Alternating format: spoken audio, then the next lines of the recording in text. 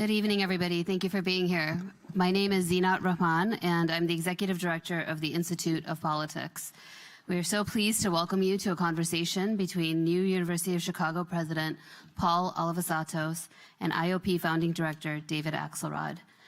We know that this has been a difficult day, and we have resources on site should any attendees need to speak with somebody after the program. Before one of our students formally introduces President Alivisatos in a few minutes, I would like to mention a couple of upcoming events that we have this week at the IOP and go over some housekeeping notes. So on Wednesday, November 10th, current IOP Pritzker Fellow Tony Fabrizio, who was former President Donald Trump's pollster, and John Anzalone, who is President Biden's pollster, will unpack the election results in Virginia, New Jersey, and elsewhere, and look ahead to the 2022 midterms.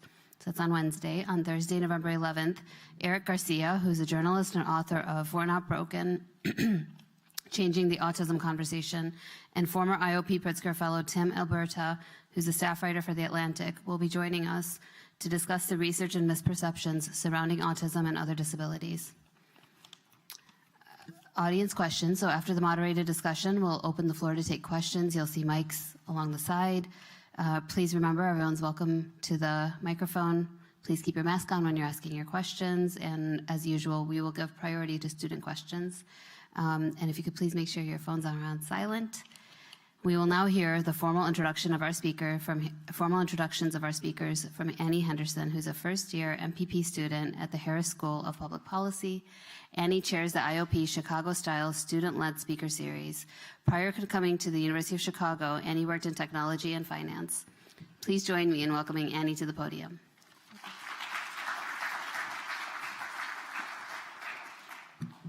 Good evening and welcome. I'm pleased tonight to introduce two very special University of Chicago alumni. Although both of them pursued their undergraduate careers here at the college, they have since gone on two completely different paths. President Paul Alivisatos grew up in Chicago and Greece. He's a renowned scientist and entrepreneur focused on nanotechnology, especially applications in biomedical and energy sciences. Before returning to Chicago, he spent many years at the University of California, Berkeley, where he founded the Kavli Energy Nanosciences Institute. He also served as the provost of the university. President Alivisatos has promised to spend his tenure listening. Tonight, however, we are the ones who get to hear. We get to hear his thoughts on growing up under military rule in Greece, the university's future, and the importance of open debate. Facilitating tonight's program is the IOP founding director, David Axelrod. Before founding the IOP, Mr. Axelrod was a senior advisor to former President Barack Obama. Thank you. Thank you so much. Thank you, President Alivisatos. Thank you for being here. Your wife, Nicole, welcome to both of you. Back to Chicago. Welcome back. Yeah. You know, there's so much to talk about, but it turns out that this is a very busy and tragic day here, and we appreciate the time you can give us because we've had some violent incidents, one at Harper Court, where I don't think there were injuries, but shootings out at and around Harper Court, and the other was a shooting just north of the campus on 54th Street, in which tragically someone did lose their lives. And I was wondering first what you could tell us about this. Yeah, thank you, David. It is a tragic day, and unfortunately, as you said, the violence hit our community with the Harper Court incident, and then also at 54th and Ellis, a recent alum of the university was tragically killed.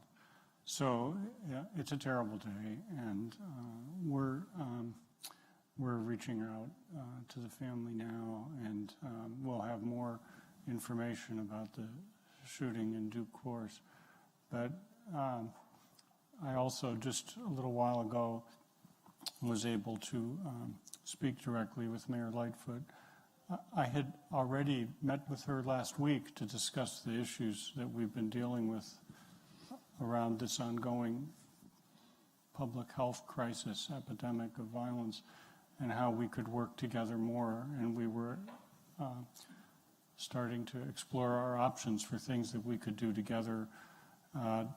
In the call today, she mentioned to me that the investigation, the CPD investigation is extremely active, and also reiterated her support to work with us to try to work together to find more approaches to dealing with this horrific violence.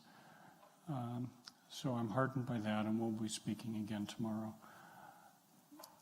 This morning, I was at an event at the Crown Family School, where Health and Human Services Secretary Javier Becerra came to the campus, and we were the hosts, but we were the hosts of a dozen Bronzeville community leaders. These are people who have dedicated their lives to working in their communities. And they've been working with us in partnership to reduce violence. And so that was the topic of our discussion. We spent an hour and a half together, and a very productive discussion to try to see how community members from our nearby communities and the university can work together, how we can be supported by our city officials and by the state and by the federal government. And I just want people here to know that we're going to do everything we can to try to help achieve the public safety that we all need in order to be able to engage in our work here and do the amazing and important work that we do. So it's a tough day. Tough day. You know, you and I were talking before we came out. We were here roughly at the same time. It pains me to say I was here before you were here, a bit younger than you, a bit older than you, but At a certain point, the differences become very small. Yes. Yeah, spoken like a true scientist. But it was striking then as students that the answer to this problem, which was a problem then, was to treat the university community as kind of an island. Yes. And encircle it. Yes. That proved not to be a good answer. No. You know, as we were saying, and as you were just saying, this is a public health problem, and just as the pandemic was a public health problem, we throw everything at pandemics. And the question is, how do we, all the good ideas that you talked about with Secretary Becerra, all the good ideas you talk about with the mayor, you know, how do we scale them up? How do we make them adequate to the challenge? And you spoke eloquently at your inauguration about engagement. This is part of it. It is. Well, you know, when Nicole and I made the decision to come back, it was partly because we knew that there was a long history of the university with the community that wasn't thought through well. It wasn't the right approach. And you just mentioned it, of trying to be an island.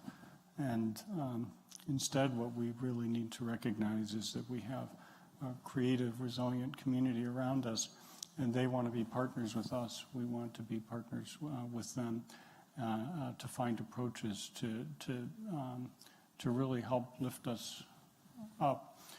And to your point about scaling, I think there's a lot more that we can do, but we can't do it alone.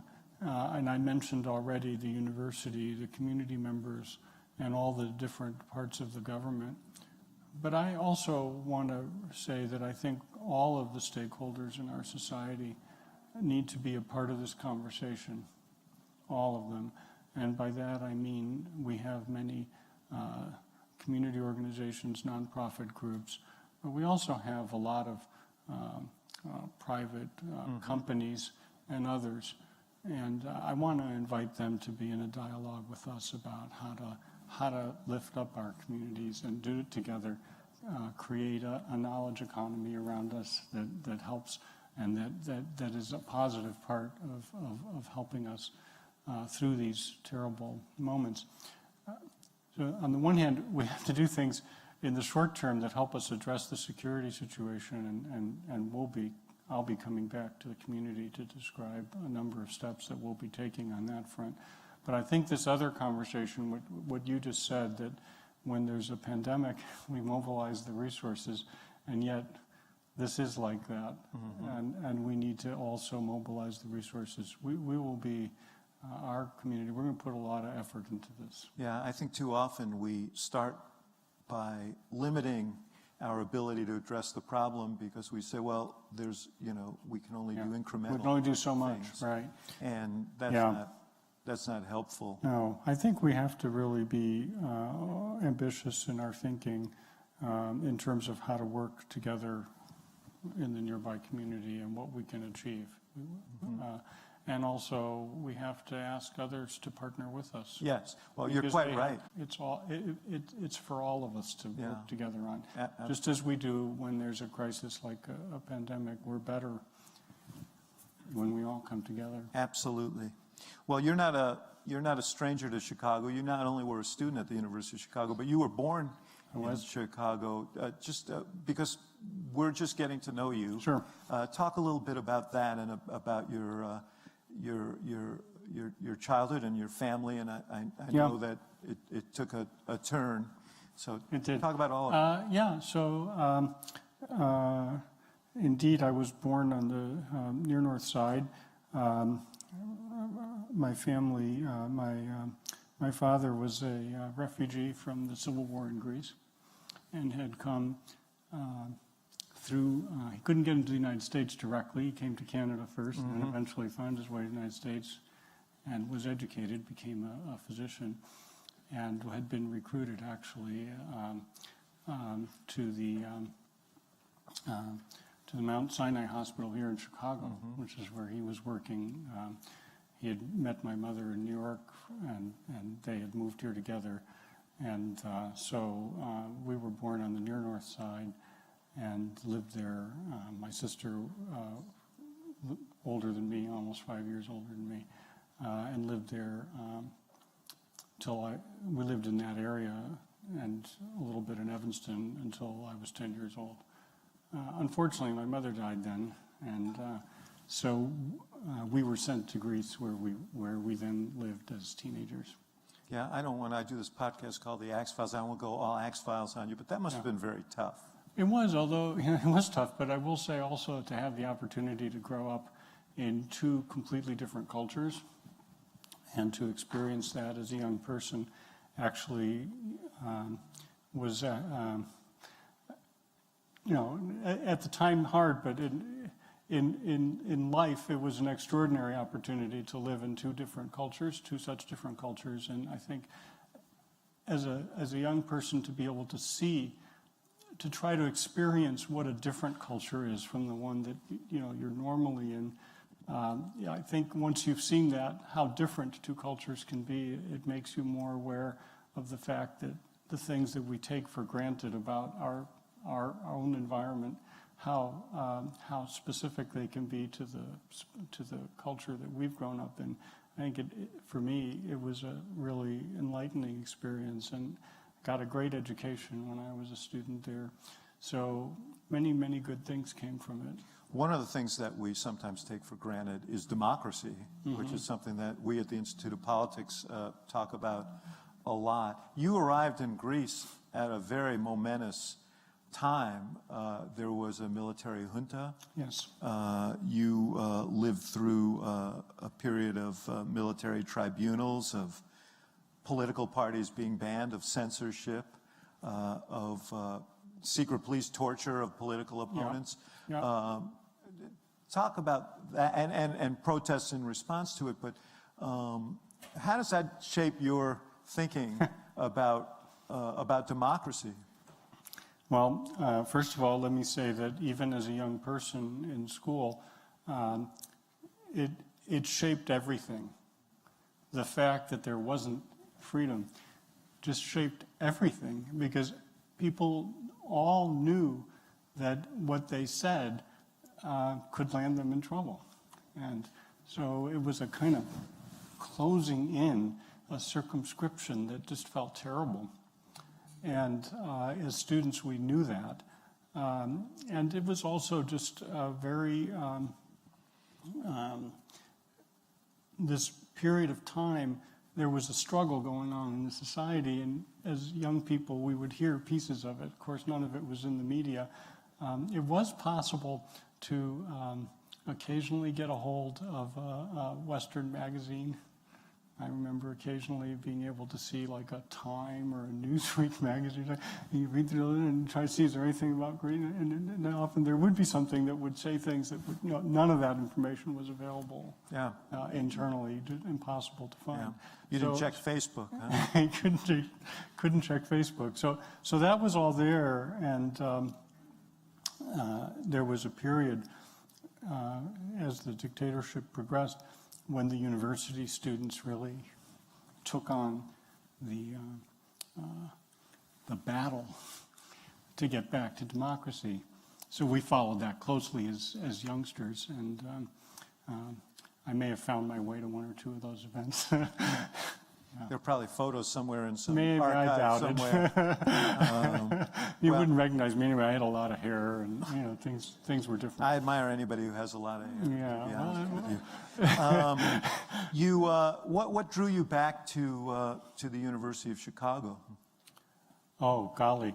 Well, I knew I wanted to come back to the United States pretty much the whole time, so that was part of the plan. But I had a math teacher. As I was approaching the stage of looking at colleges, I had a math teacher who said that, pulled me aside one day and said, you should really look at the University of Chicago. That you would kind of fit there. And this was somebody I really admired a lot. So that was a big part of it.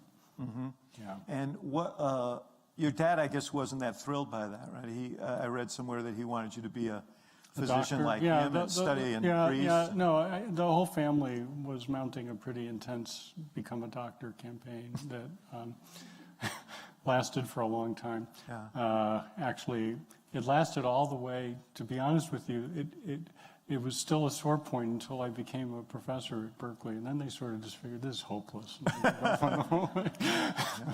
Well, I come from a Jewish immigrant family, so I can relate of how these things work.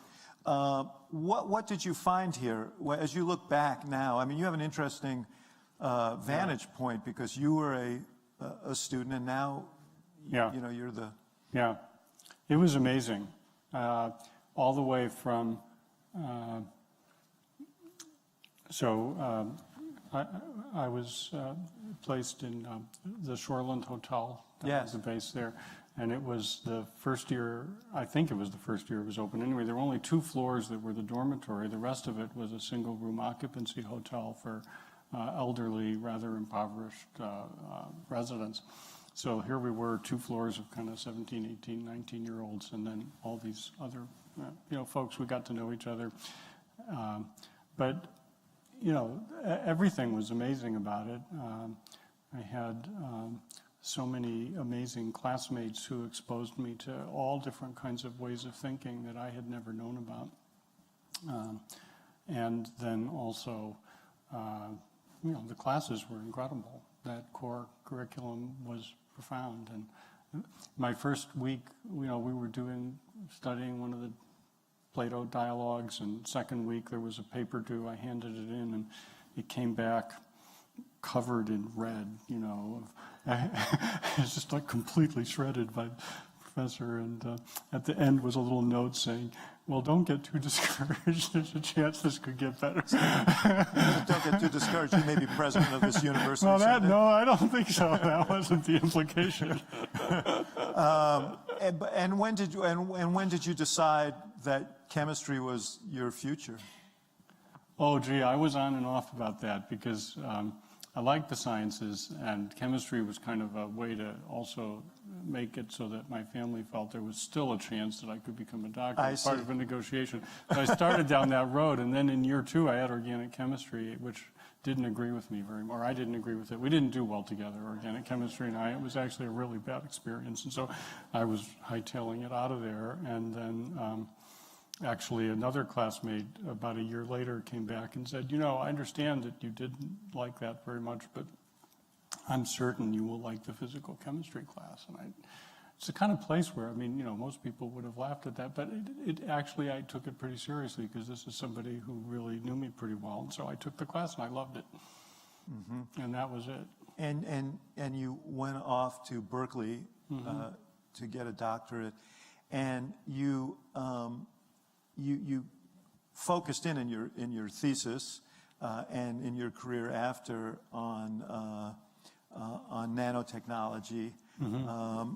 I am way out of I'm going to have to refer to my notes here because there was no aspect of chemistry that I thrived in here at the university, but you're credited, this is the study of how energy is transferred. This is what you wrote about, from molecules to solids. It led you to these nanocrystals, which are the entities that lie between Molecules and solids, and molecules. I'm doing okay so far. That's pretty good, yeah. I did study. I mean, I'm not sure it makes sense to anybody else, but that is actually what happened, yeah. I did study reading here, so.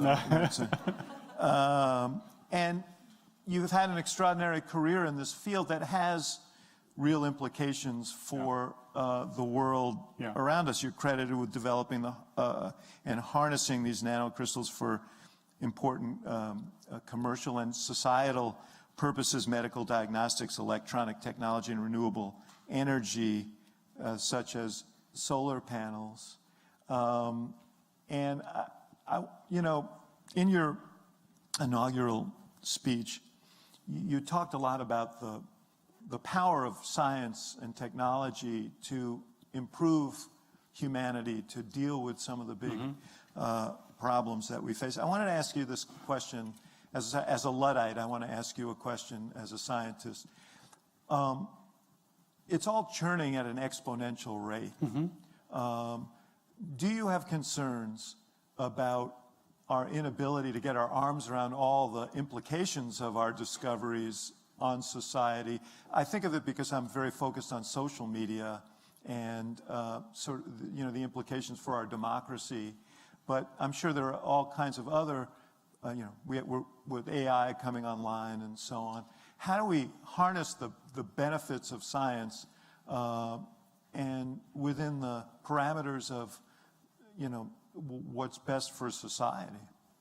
Well, look, I mean, this is always, any technology, as you know, as it gets developed, has the potential to do great good.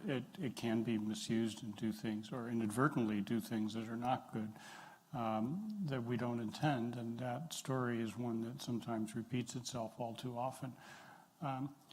In some ways, I have to say, I've been more encouraged about how, as a society, in some ways we've gotten better at this. For example, when the CRISPR-Cas9 technologies for genome editing were invented, the scientists said time out and immediately held an international conference to think about the implications of that, to set some guidelines for it. And indeed, I think those have been reasonably effective. So I think at the level of, at that kind of level, we can do well with things. But as you know, there's a big disconnect. I mean, it's manifest during the pandemic. There's an enormous disconnect between the state of our knowledge and what science can guide us to do, and our ability sometimes as societies to understand and comprehend that. And I think a university like this one does and has to play a vital role in that. So part of an engaged university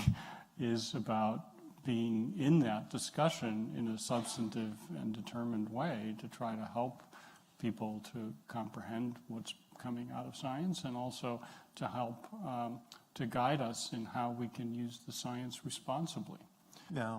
I will say the sense of the exponential, I mean, I also did refer there to what I think, present here are a lot of people who will be the first generation that will essentially have a kind of overarching stewardship of our planet in a different way than people have conceived of before. There'll be environmental engineers of our planet at some level, whether we want to be or not.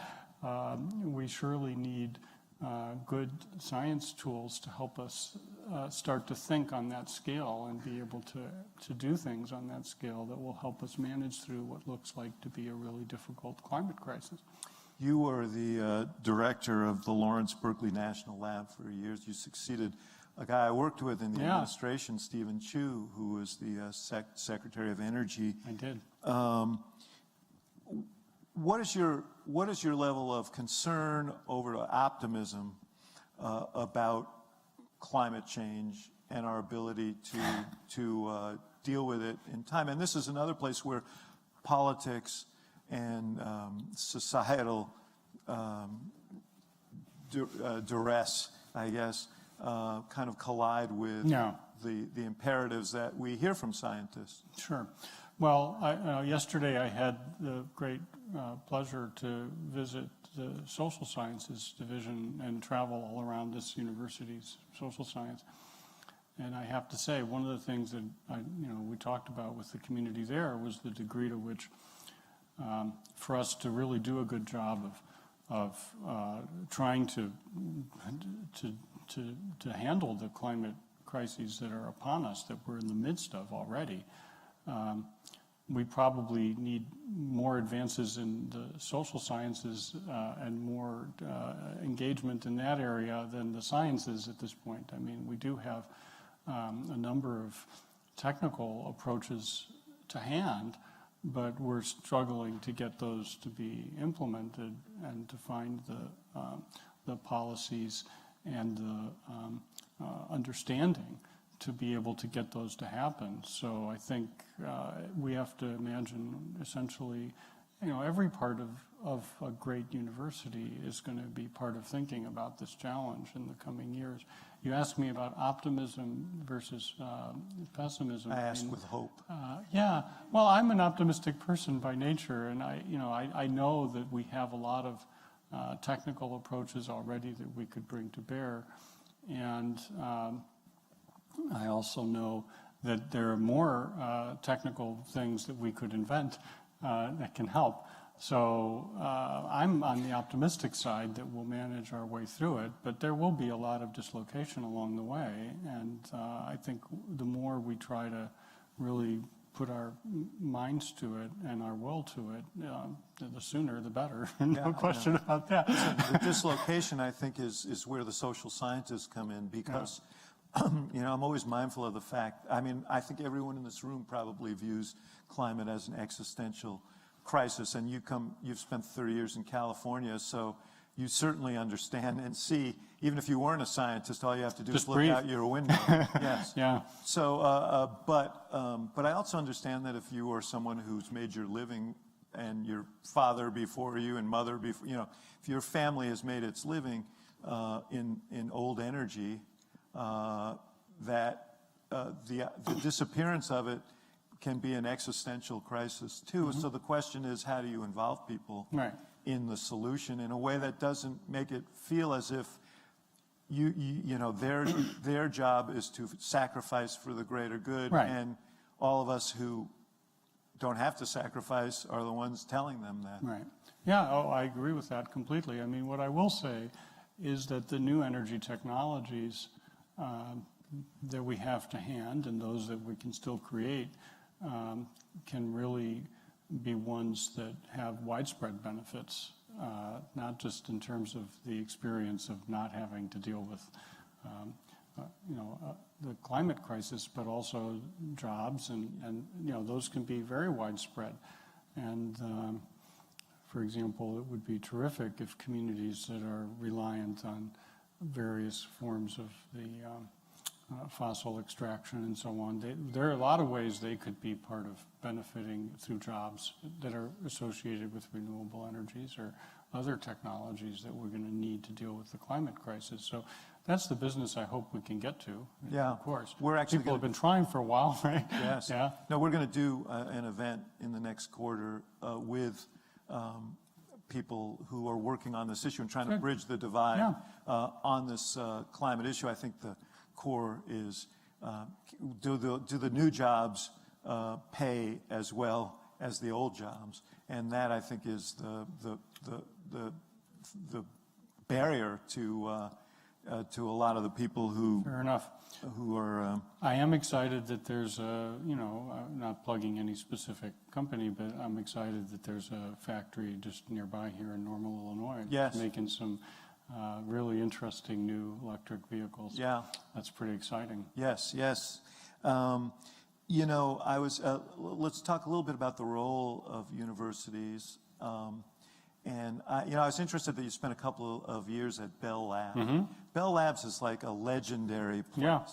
And it was legendary because as a monopoly, they had the luxury of funding basic science to a degree that big public corporations don't today or won't because of the tyranny of the quarterly report. Are universities now the new Bell Labs? The new Bell Labs?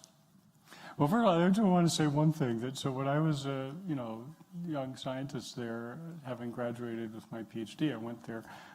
You're right. It was. I mean, how do I say it? So it was this in New Jersey, this giant, sprawling kind of building with all these corridors, and I can just remember every time I would walk into that place. It just felt like distilled energy. It was just such an electric environment because there were all of these people there who were thinking together in really interesting ways. It was a really special environment. A lot of Nobel Prize winners came out of Bell Labs. There were. It was a special place. But there were also aspects to it that were, not as terrific. For example, I mean, partly because it was a monopoly, and so there was this kind of sense that you could just do things, which was terrific.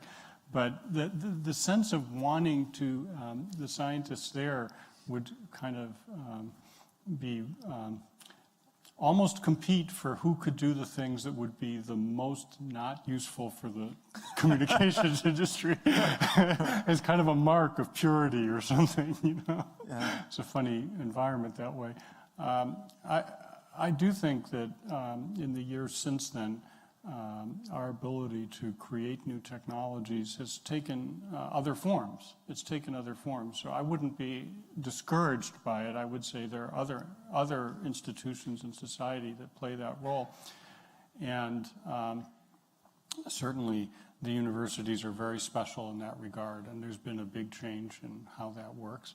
The whole ability for universities to be involved either through the small startup companies and also through partnerships with larger companies have opened up a way for that kind of energy of new ideas to find their way into the marketplace in new ways.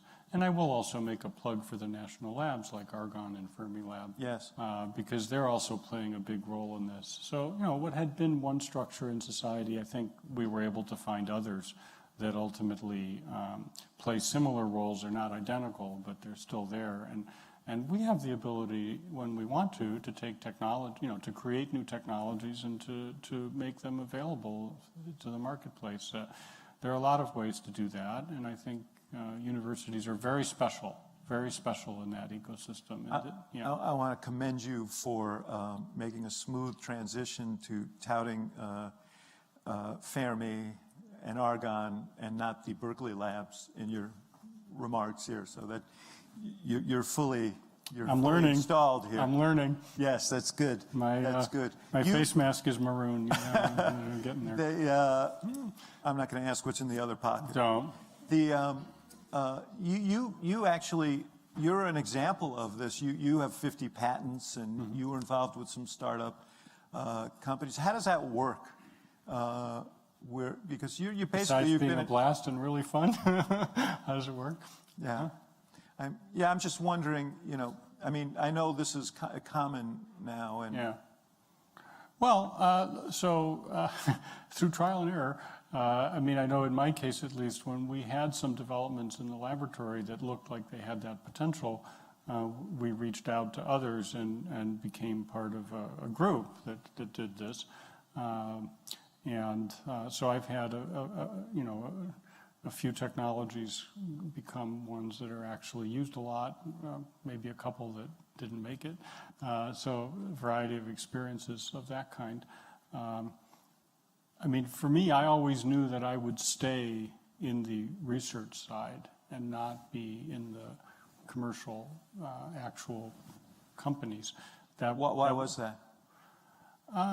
Because my mind always travels back to wanting to understand the reasons why. Because of my education at the University of Chicago, which really came in, in a deep way. So whenever I encounter a situation, that's what I start doing, is trying to go down a few layers and understand, well, why does that happen? And that's where my mind gravitates. And actually, when you're out there in the commercial world, sometimes the issues you have to resolve are practical ones, and you've just got to sort of go with, this is how it works. It's good enough. I'm going, and that, that's not. So you have to know your own role in the ecosystem that's there for taking new ideas and having them go out into the world. So in my case, for example, I've stayed involved with some of the companies that are out there because I'm useful to them, because when I show up, I ask them why, and they need somebody to still do that for them. But I wouldn't be very good inside those companies. You have to know that. You have to kind of have a sense of where you belong in that ecosystem. So in moving along in terms of the sense of where you belong, what you made a transition, you ran the lab, and then ultimately you became provost at the University of California at Berkeley. What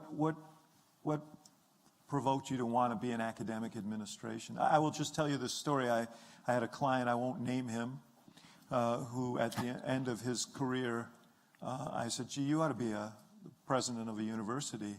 And he just took a step back. He said, I'm trying to get out of politics. So tell me what drew you to academic leadership? Well, okay, so first of all, let me say what drew me to any kind of leadership was a path along the science route. So at a certain point, we had learned how to make materials, and we wanted to be able to share that with others. And I became involved in a group project to create what became the Molecular Foundry, which is a big entity that shares science. It's a place where instead of just reading things from papers, you can go and in a lab share ideas, create materials at the molecular scale, so Molecular Foundry. And when I did that, I was working with many other scientists and learning about their ideas, and we were all trying to share, and I loved that. That was a great feeling. And when I was at the lab, it was a similar kind of experience where every day in a leadership position, every day I had a rule at Lawrence Berkeley Lab that I would have at least one period of time during the day when I would learn something completely new about science. And for like 7 years, almost 8 years, every day, there was something in that lab that could teach me something new about science. When I returned to the campus and became on the Berkeley campus, it was that same feeling. I'm having it right now here at this university. I have this enormously wonderful moment where I get to go visiting all the different parts of the university. Like yesterday when I was in the social science division, it was just like this massive learning about what people are doing and being in awe of it and just getting a big kick out of it. So, I mean, to me, that's what leads me to wanting to do it, is it puts me in contact with every way of thinking about human knowledge. It's like, it's a turbocharged experience. What's the difference between playing that role at a public university and playing that role at a private university? Well, I would say that the public universities have this very special role in our world of providing access at a larger scale. I will say that we don't have quite the same commitment to public higher education that I believe it truly merits. So I really think that what the public universities achieve, the great public research universities like a Berkeley, but there are many others, they are places of enormous resilience where people committed to human knowledge also stay committed to making it available to the public, despite a lot of challenges and failures of public policy. And I would say in a truly great private university like this one, I think it creates enormous benefits for society as well. It's just scaled down a little bit. It can't quite reach that same enormous scale, but the quality level is enormously high. And what's inspiring to me about it is that all the stakeholders, from students through the alums, staff, faculty, trustees, all the stakeholders have a kind of a commitment to making this creation and sharing of knowledge something that will thrive. And that's a great thing. There's not this kind of situation where some of the stakeholders are a little bit hesitant to do what I think they really ought to be. And would that be more likely to happen in a public? Yeah, unfortunately, I think so. I mean, it's just a challenge we have right now in our society, where that kind of sense of how to have the public committed to its great public research universities is shaky. So we can't sit at the University of Chicago, and actually you can't come from Berkeley without at least some discussion about free expression. Yeah. And tell me, because you had your experiences as provost, I know there were some high-profile speakers who came that probably challenged you as an administrator. Well, we made sure they could speak, no matter what. Yeah. So tell me what you think. Tell me why that's so important, and where do you? What are the parameters? How do you? Well, I mean, I think it's truly fundamental to a university. And, you asked me at the beginning about my experiences in a dictatorship, where people couldn't speak. So it's not something, this doesn't feel like something entirely theoretical to me. I mean, it's a deeply important thing. And I think it is the foundation of great universities, is that people are able to speak the thoughts that are on their mind. Now, one of the things I find wonderful here is that that people engage in a dialogue and a challenge. You can have an idea, and maybe it's your idea, but it's mistaken. Then okay, we can have that debate and go back and forth on it. But I think it is fundamental to the ability of the university to be a place where knowledge is uncovered, that people be able to speak. And it's just, it is one of the, you just make a very small list of the grounding values, that's got to be one of them. Yeah. And obviously we're very committed to that. Yeah. You can't have a robust democracy unless you can have Absolutely. Robust debate and discussion. It does come up from time to time, students who feel Sure. personally hurt by, threatened by views. What say you to them? I think that I can understand why that would be, why they would feel that way. And people do say hurtful things. It's important to be part of the dialogue and to talk to people who are saying those kinds of things and share your ideas. Get in there and share your ideas. Mm-hmm. That's the way to try to get to the truth, and also to try to get to the truth, because it's a constant journey, but to try to get to it is through dialogue. Yeah. In your inaugural address, you talked a lot about engagement, mm-hmm. and engagement as being a founding principle of the University of Chicago, William mm-hmm. Rainey Harper being the first president. And you said, I would also like to address why now is the right time, in fact, is imperative that we fully engage with the world around us. Well, we had a little bit of that discussion at the beginning today. And I will note that when you and I were students here, I'm not sure that was the governing principle. It didn't feel that way, yeah. No, it didn't. I mean, we heard a lot about the life of the mind and very little about the life of the world and certainly the community around us. Why is it so important to you that the university be outward-facing in more of the Harper tradition? Yeah. Well, so it really does mean a great deal to me. And it's because of the moment we find ourselves in historically. We have just multiple interlocking crises. Unfortunately, we talked about one of them at the beginning of this session, where we have a public health epidemic of violence that we're dealing with. But we also have a situation, we talked about climate change. We know that there are true crises that are related to the massive inequality in our society. We're having challenges of democratic erosion around the world. There are multiple crises that are interlocking. And so I think for places like this, where the creation of new ideas is so fertile, and the possibilities for the solutions to be found are so strong, we'll be better at what we do by being engaged on these topics.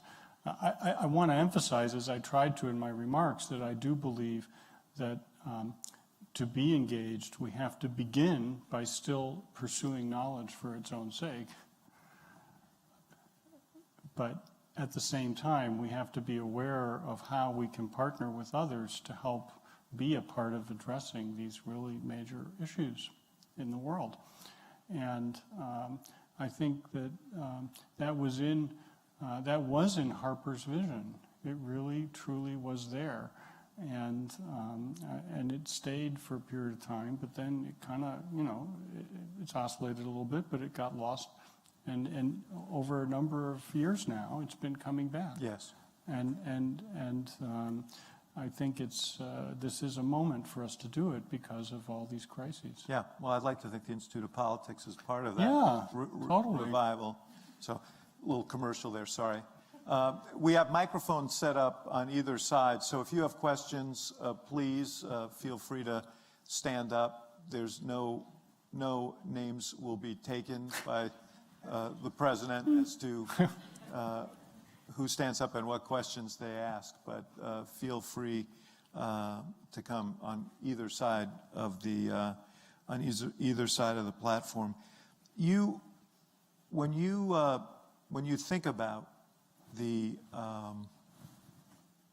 think about your tenure here, how are you going to measure success? What will be your what is your hope that people will say of the years that you put in here?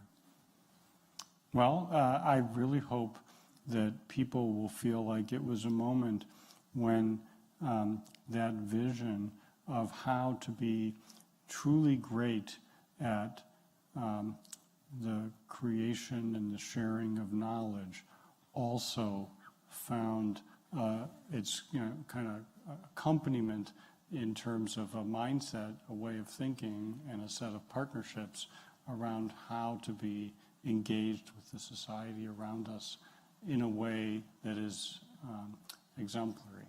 I think we could, that's that to me, if that happens in a broad way across the university, then that would have been going back to this beautiful vision of Harper's. That would be a wonderful thing. There are specific things we could talk about. Some of the challenges we just talked about are ones that are going to be with us for a long time. But if we make that kind of change in our minds and really become strong at doing this, then that will have been a big development. I'll have felt like that was a great accomplishment. I sat in this room on a panel. You were here at the 10th anniversary of the Pritzker Institute of Molecular Engineering, and I was sort of astonished. I feel embarrassed that I haven't done more research in that area, but but just at the scope of the work that they're Yeah, doing exciting. on real fundamental societal problems across a whole range of. It's wonderful, and for example, there's who knew that there would be a field called immunoengineering, and yet it's been there here at the University of Chicago for a few years now, and that's the kind of thing we need to really be able to approach problems like future pandemics that we may have to grapple with, or even all kinds of health-related problems, the quantum information science that's just taking off, and all of the science and engineering that will relate to sustainable materials and sustainable energy. Those are just a few of the areas where that field is involved in. Just as a quick little anecdote, when I was at Berkeley and around the time that this was first still being considered, I remember getting a note saying, the University of Chicago is considering molecular engineering. And I remember holding that thing, it was a piece of paper, I remember holding that thing and thinking, wow, how can those words even all be on the same page? University of Chicago, molecular engineering, it was like, this should just, this page should explode just based on what the university had been like when we were students. It's amazing how much the journey has been. Yeah. How wonderful that journey has been. Are you worried that you're going to feel an uncontrollable impulse to go over there and roll up your sleeves and say, let me help out over here. Let me get under the hood. I noted that that someone from the Institute, Wanda Pablo or somebody said, we now have a president who can do what we do better than we do it. Not likely. They're darn good at what they do. No, I'm not going to try and tell them how to do their job, but I'm going to partner with them for sure, yeah. We've got some questions here. Great. Hello, thank you so much for being with us today. My name's Olivia and I'm a second year in the college. I'm sure you've heard with the announcement of the University of Austin on the topic of the Chicago principles. Sorry to be the one to ask this question. But I'm curious to hear from you what the ongoing association with so much University of Chicago affiliated staff being involved in the project, but also on your thoughts on how it might affect the state of the Chicago principles on our campus in a positive or negative light. Yeah, thanks. Look, I'm aware of the announcement, and that, so look, the free expression principles, the Chicago principles, are a very deep part of this university and will continue to be so. And, look, I think I don't know much about that university. I know that they're drawn to the fact, I know that when they've thought about wanting to promote free expression, they have sought to talk with this people here at this university about free expression. And I'm not surprised, because this is a place that has upheld those principles very, very strongly. And we'll continue to do that here. I can't speak to what's going to happen there. That's not something I could really know. I did say, my first reaction, Olivia, was finally a university we could beat in football.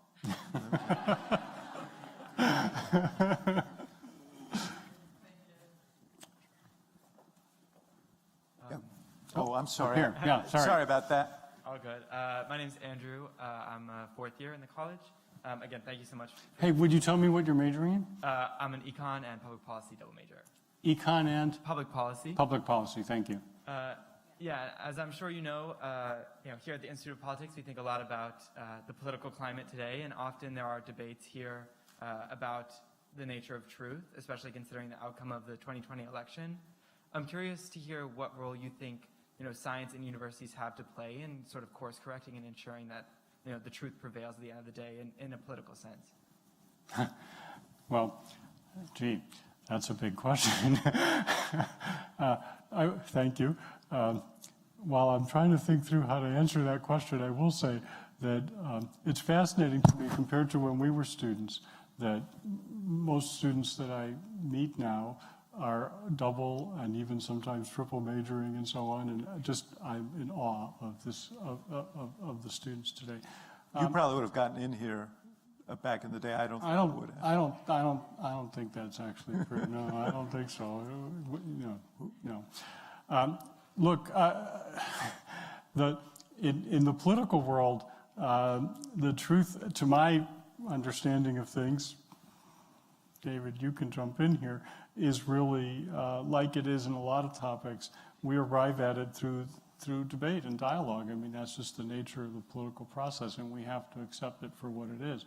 But I do think that a university that promotes rigorous scholarship, tries to understand the reasons why, engages in open debate, that we can become a place that's a part of helping our society to have those debates in a way that is reasoned, that models good discourse, that goes back to trying to really argue from the facts and so on. That we have a special role in society to uphold those values, to model them, and to carry them into our engagement with society. And the more that we do that, the better things will be. You know, this goes to the question that I asked earlier, because there are facts, there is truth, but what we're contending with in our democracy and what you do in autocracies is if truth and facts are disrespected, if there is an official version of or alternative facts, or that is, then we're in trouble. If we can't have reasoned debate and discourse if people have alternative sets of facts and alternative truth. We can argue over facts and what we should do about them. We can argue over truth. Yeah. And this is where the technology has been, you know, if you have algorithms driving people to conspiracy theories and disinformation, that is a big challenge. It is. Now, I'm hoping some of these really, really smart people here can help us develop strategies to repel that so that we can, as a society, argue over a common set of facts and truth.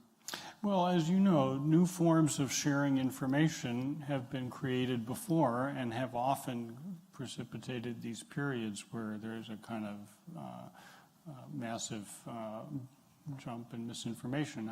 I don't know that I could speak to whether this moment is completely different than others or not, but it is a period of a lot of change because we have the ability for information to flow differently than it did before. Well, and more rapidly.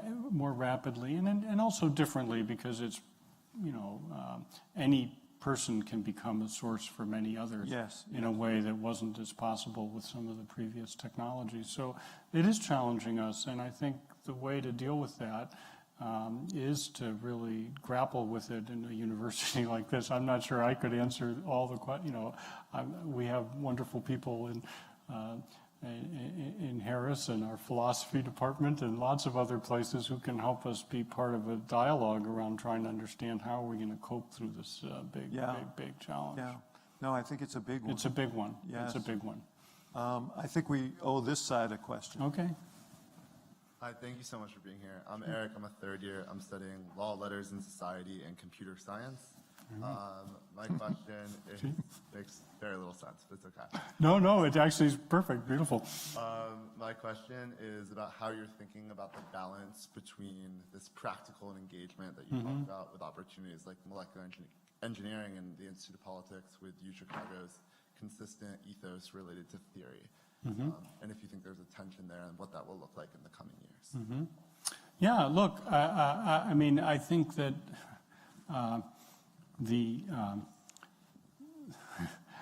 let's say, for example, if we tried to imagine working on a problem of so-called big data, where there's a huge amount of data, right?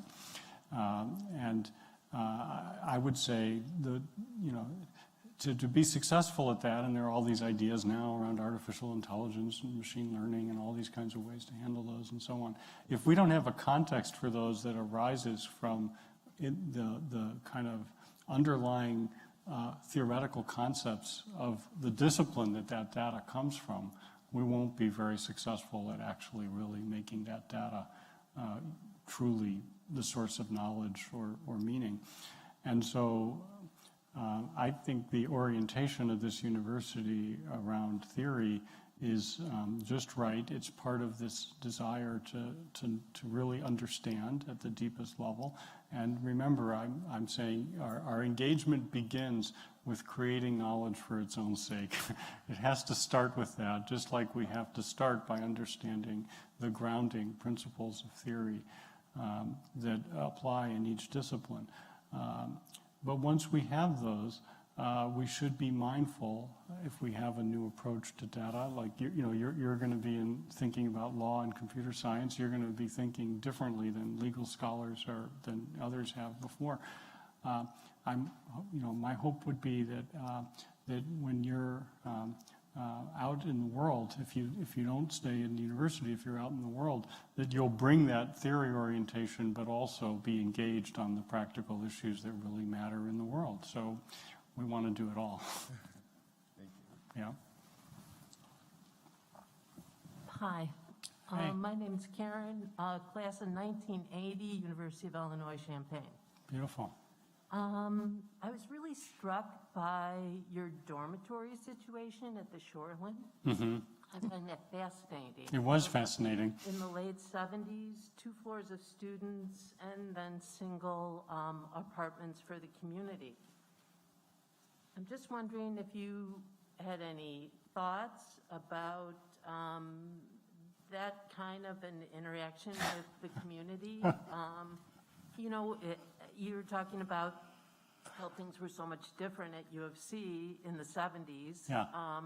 But wow, that was really out there, to put the students in with the community. Just wondering what your I will thoughts say, are. yeah, no, thank you for mentioning that. I mean, it wasn't especially intentional by the university, right? I mean, in fact, what ultimately happened was by, I think, either the next year or the year after that, it was entirely a dormitory. So it was this very brief moment when this happened because the real estate had just, the deal had just converged and there was only time to do a certain number of floors and there were a lot of us, and they, so some of us had the, that's where, I was placed. It was a really interesting experience. I think it was interesting. I don't know if it's a good design principle for what the dormitory should be like. So much has changed in the years since here at the university. For example, when I've been to the dormitories or the dining halls, and like Nicole and I sometimes go to dining halls, and they have people are seated by house, and then they sort of meet the students, and they talk about their houses and so on. We didn't have a house, we didn't think that way at all. So, the whole nature of how the university has organized the experiences for students, I think, has been thought through much more deeply in the intervening years and is very successful. But I will say that there are lots of opportunities, so many more than when we were students, systematically, and you've been involved in some of those through IOP, there are systematic opportunities for our college students to be involved in Chicago, in the community, in projects. And I think that's a good way to do it. And they're doing a lot of it. And, if some of you here are probably involved in that, that's beautiful. Thank you. Thank you. Sure. Yeah, I will say I'm not at all bitter about this, but my dormitory was raised so they could build a business school. Mm-hmm. So anyway, go ahead. It was an upgrade, though. A big upgrade, yes. My dorm wasn't quite as nice as Booth. It wasn't. No. Hello, my name is Alexandra. I'm a 4th year sociology and global studies double major and 4th year in the college.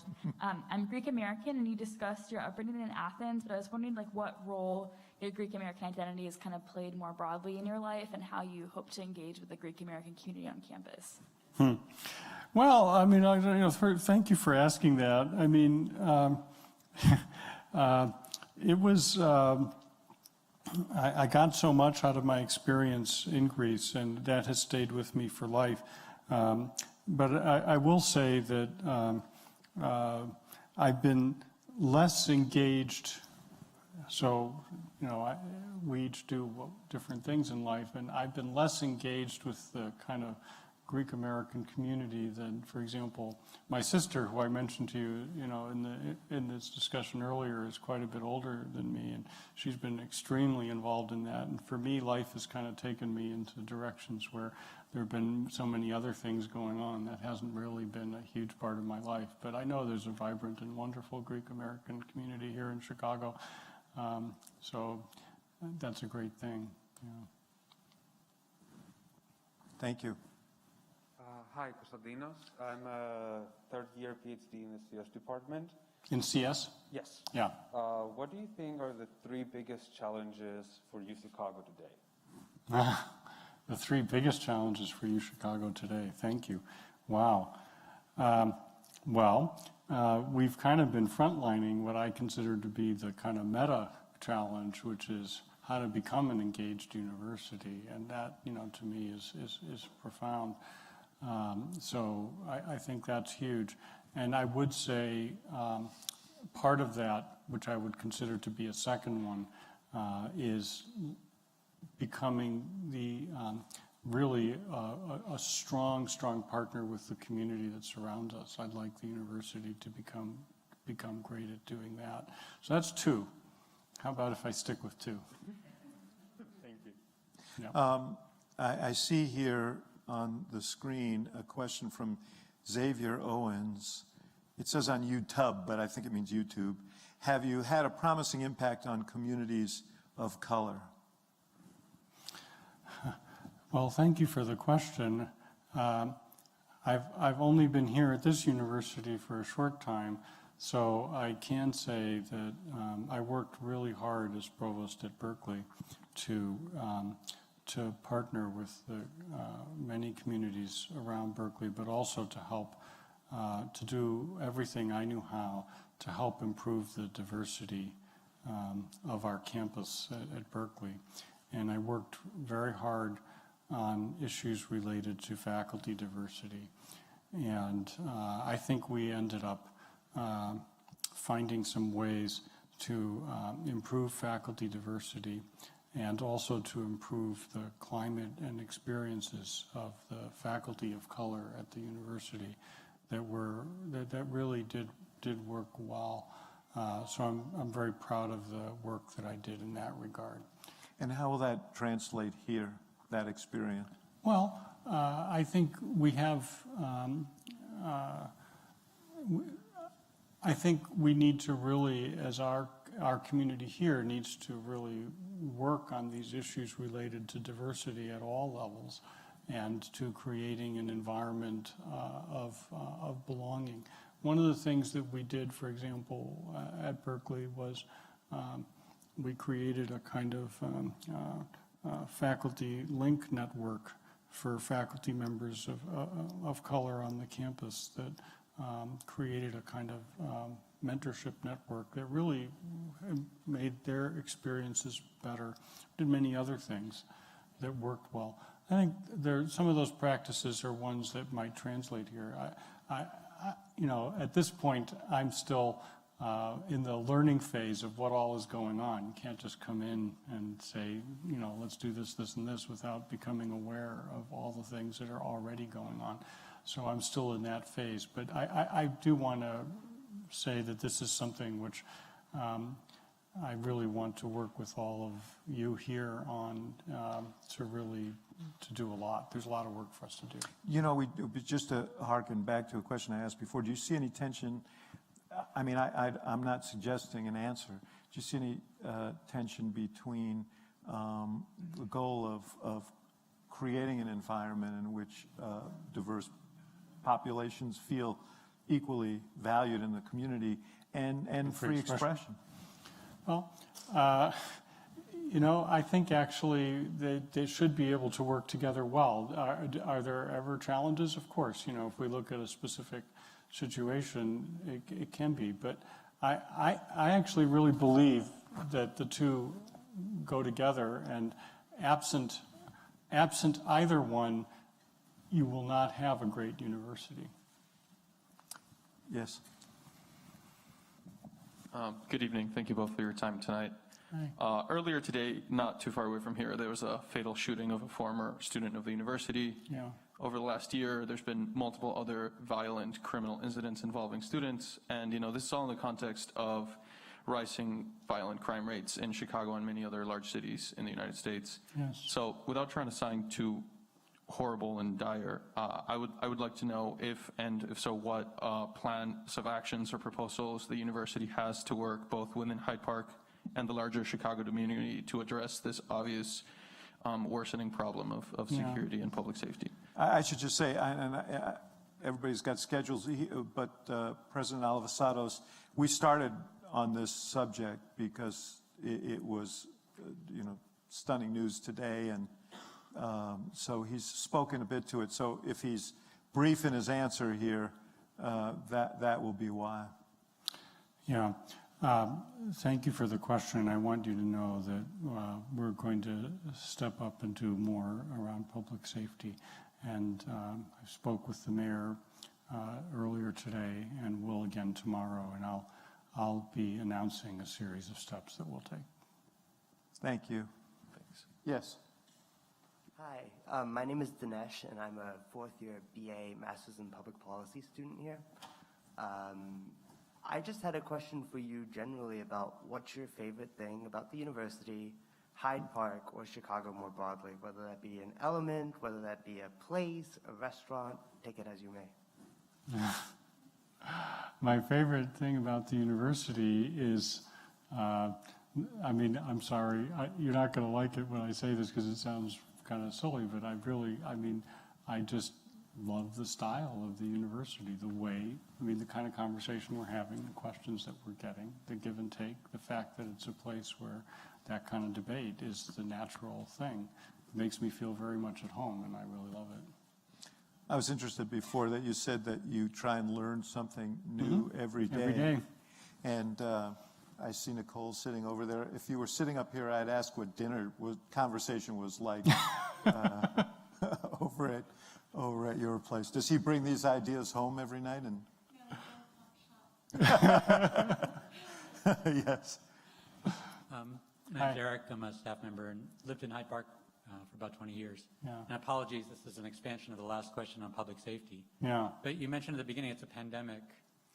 And I'm thinking if you take that literally, and a bit of a tangent, but... I said it's a crisis of similar scale. So, yeah. for example, Right. MIT, I haven't followed closely, but they've sort of put a stake in the ground like they're going to solve climate change. If the University of Chicago said we're going to solve this pandemic, what would that mean? If we altered our behavior as much as we did for the COVID pandemic, hundreds of millions of dollars, faculty changed their research programs. Is something of that scale possible, necessary? Thank you. Yeah, well, thank you. Look, it's a really important issue for society and for us, and so we do have to have a response that's commensurate to the challenge of it. But I will say, I love MIT, and I think it's an awesome place. But I think we're going to help them solve climate change too. We're going to be a part of that, and I suspect they're going to be part of helping us think about how to do other things. So, I don't think we can say, the one thing that the university is going to do is going to be probably almost anything. We have to have a range of things like that. But certainly, this is a big problem, and we know that it's a hard and very serious problem, and today brings home just how deep it is. So I do think we need to really, we do need to bring our thinking to a higher level on it to try to be a part of finding a better approaches to it. Yeah. And you said earlier, and I think you're so right, that you need to bring all the stakeholders in to marshal the resources and ideas that it'll take. Yeah. It can't just be the university. There's one last question here relative to this, which I know is something that a lot of students will ask, is how can University of Chicago keep its students safe without over-policing neighbors? Mm-hmm. Well, look, we want to be partners with our neighbors in thinking about how to approach the problem, and I certainly will approach it that way. And I spent a lot of time already today with various community leaders talking about things like this. So, and it's not just policing. You know, there are many aspects to the violence problem. Has many dimensions to it, and only one part of that has to do with policing. There are many other parts to it. So we'll approach it in a broad way. Well, I want to thank you so much for being so generous with your time, especially on a challenging day. And we all welcome you. Thank you. All our hopes and dreams are resting on your shoulders. So no. But it's great to be back. It's great to have you back. Thank you so much. All right, thanks a lot.